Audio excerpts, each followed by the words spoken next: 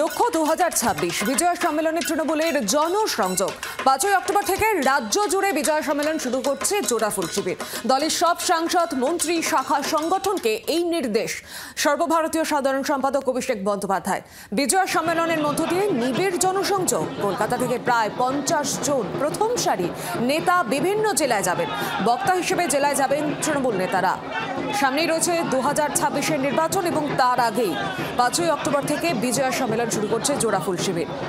এবং জোড়াফুল শিবিরে সব দলের সাংসদ, মন্ত্রী, শাখা সংগঠনের নির্দেশ দিয়েছেন সর্বভারতীয় সাধারণ সম্পাদক অভিষেক বন্দ্যোপাধ্যায়। এবং তাদের এই বিজয় সম্মেলনে কলকাতা থেকে প্রায় 50 জন প্রথম সারির নেতা বিভিন্ন জেলায় যাবেন, জনসংযোগ বাড়াবেন। আরো বিস্তারিত জানবো গোটা বিষয় নিয়ে। সঙ্গে রয়েছেন প্রতিনিধি প্রবীর চক্রবর্তী। প্রবীর, তৃণমূলের 26-এর যে নির্বাচন, তাকে সেই নির্বাচনকে লক্ষ্য করে এবার বিজয় সম্মেলন, জনসংযোগ বাড়ানোর নতুন পন্থা বলা যায়। দেখুন, 2026-এর বিধানসভা নির্বাচন আর মাত্র 3-4 মাস বাকি রয়েছে এবং এটাই স্বাভাবিক বিষয় ছিল যে পুজো মিটলে সমস্ত রাজনৈতিক দল কিন্তু তাদের নিজ নিজ কর্মকাণ্ড নেমে যাবে।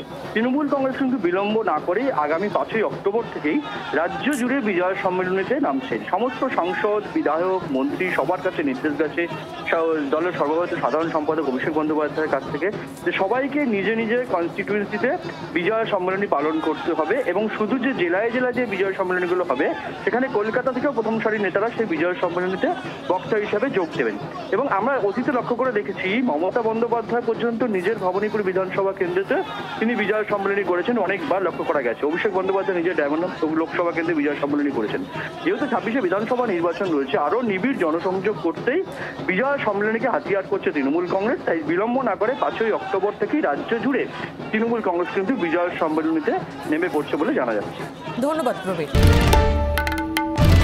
বাংলার আওয়াজ, বাঙালির আবেগ, জি 24 ঘন্টা।